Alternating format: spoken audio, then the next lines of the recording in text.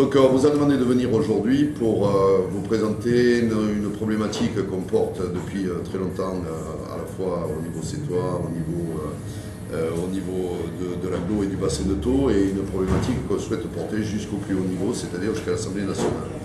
Alors, la démarche qui est entreprise aujourd'hui, pour vous la présenter, c'est tout d'abord réaffirmer deux principes, qui sont des principes qu'on pourrait dire sacrés, inaliénables, naturels de l'homme. Le premier principe, c'est que l'eau est un bien commun de l'humanité. Donc il y a un côté universel à ça, et que quand on trace des frontières, il faut tenir compte de ce paramètre, et que c'est un bien public, c'est-à-dire un bien qui ne peut être ni aliéné, ni accaparé par quelqu'un. Alors, quand on dit que l'eau est un bien public et qui est un bien accessible à tous, c'est pas des paroles en l'air, hein.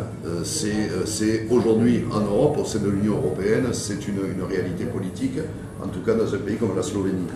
Alors la Slovénie, qui est un véritable château d'eau, puisque c'est un pays très, très montagneux, qui a une eau de très très bonne qualité, la Slovénie a considéré comme fondamental ces deux principes, les fondamentaux, ces deux principes, en les introduisant directement dans la constitution du pays, et en introduisant également le caractère universel et non commercial de l'eau.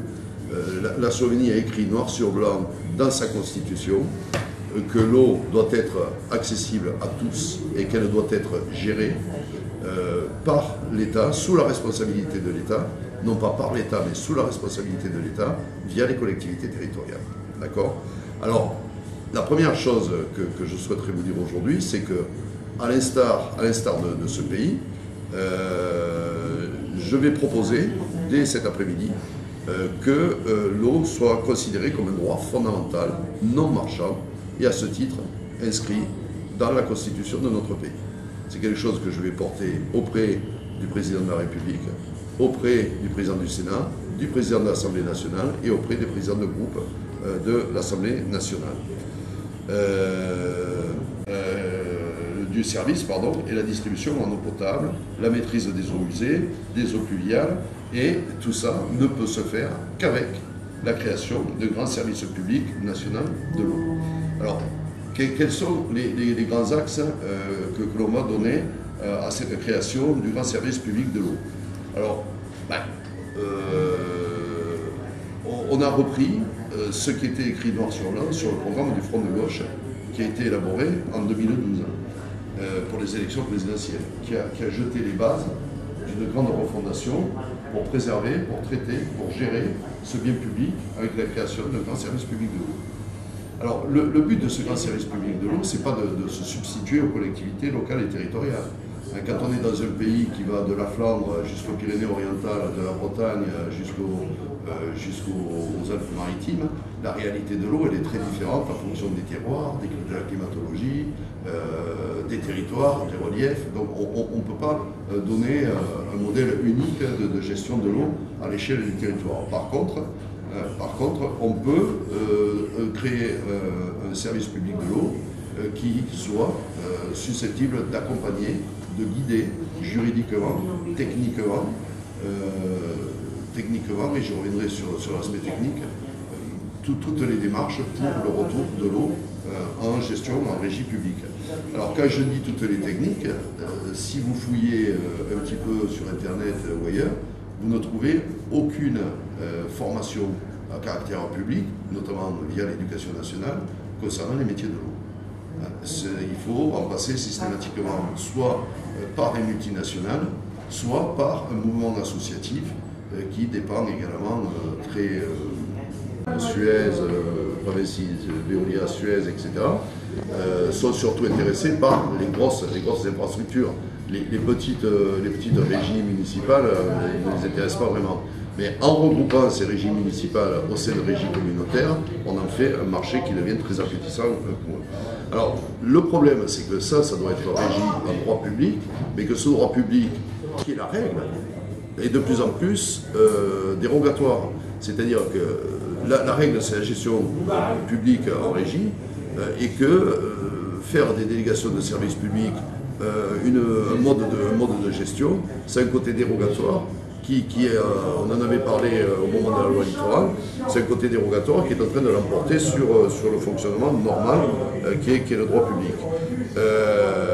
Il faut revenir à cette compétence publique et commune des collectivités, à savoir une gestion publique de ce qui est un bien commun. Alors, les métiers de l'eau, je n'y reviens pas. Je vous dis qu'il fallait sortir la formation, les capacités de formation des griffes des multinationales, et il faut sortir également du modèle économique qui fait supporter aux usagers l'essentiel des défis environnementaux et des futurs investissements nécessaires pour préserver l'accès de ce bien et de ce droit à disposer de cette ressource. Les offices que l'on rencontre sont des offices la plupart du temps associatifs également, hein. Et donc pour la sauvegarde à la fois de la ressource et des milieux aquatiques. Alors pour mettre en place ce choix stratégique, on va rappeler trois choses. La première des choses, c'est celle qu'on a déjà démarrée ici à Sète et sur le bassin de Thau, c'est s'appuyer sur l'expertise citoyenne. Alors, cette expertise citoyenne, on la met un petit peu à toutes les sauces. Quand on aborde ici le problème de l'eau, on a quand même des résultats tangibles. La première des choses, c'est de rappeler qu'à force d'actions militantes citoyennes sur cette question, la loi dit qu'aujourd'hui, il est interdit de couper l'eau à un usager. On ne peut plus couper l'eau à un usager. Il y a eu des tentatives de retour en arrière, tentatives qui ont été largement impulsées par les grands distributeurs, de l'eau. Ici, le Conseil d'État a clairement confirmé, c'était la loi Brotte, je crois, a clairement confirmé cette loi, on n'a plus le droit de couper l'eau en France. Et ça vient d'initiatives populaires.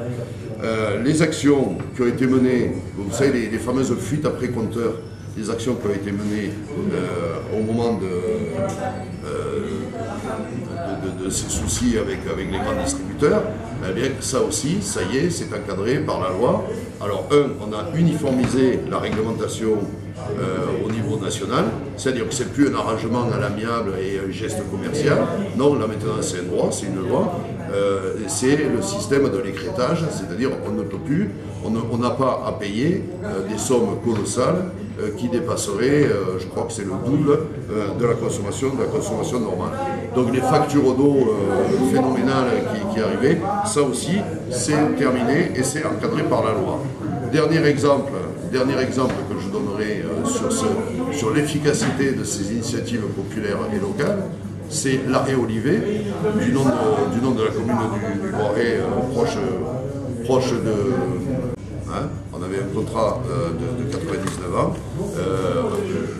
Les actions à la fois de la population et des élus locaux ont permis que ces contrats ne dépassent pas les 20 ans. Ce qui permet quand même de pouvoir renégocier et de faire peser sur les délégataires une pression populaire beaucoup plus grande que quand la délégation est de 100 ans. De 99 ans. Et enfin, dernier exemple de cette capacité qu'ont les citoyens à peser sur ce genre de décision, c'est ce qui se passe sur le bassin de Thau, avec le collectif, le comité des usagers du bassin de Thau, qui fait un travail remarquable, à la fois d'éducation populaire, de débat démocratique, et je l'espère à terme, de retour de la gestion de l'eau en régie publique. Bien, la deuxième chose, et là c'est le candidat aux élections législatives qui parle, c'est que je soumettrai à la prochaine législature un projet de loi sur la gestion publique de l'eau, dont la mise en chantier commence dès maintenant, c'est-à-dire dès qu'on a terminé cette conférence de presse, on se met au travail, et ce travail se fera via un atelier législatif, c'est-à-dire des gens qui font partie du comité d'accompagnement de ma candidature. Alors vous pouvez le noter si vous le voulez, si vous le souhaitez. La première réunion de cet atelier législatif aura lieu le vendredi 3 mars à 18h15 à l'espace citoyen de la rue Honoré-Eusset. afin que les usagers puissent devenir un collectif citoyen qui va peser et qui va soutenir ce projet de loi. Et dernière chose sur laquelle je voulais intervenir avant de répondre à vos questions, c'est qu'une fois élu, cet atelier continuera. Une fois élu, cet atelier continuera jusqu'à ce que la loi soit votée, que les décrets d'application soient rédigés et soient en vigueur. Voilà. Pour les citoyens, quel est je veux dire, pourquoi ça n'a pas été fait plus tôt Alors, pourquoi ça n'a pas été fait plus tôt? Dans mon propos, j'ai bien dit que la règle, c'était la gestion collective de l'eau. Hein, la règle, c'était celle-là. Puisque la règle, c'est la loi. La règle, c'est la règle et la loi. La loi dit que l'eau doit être...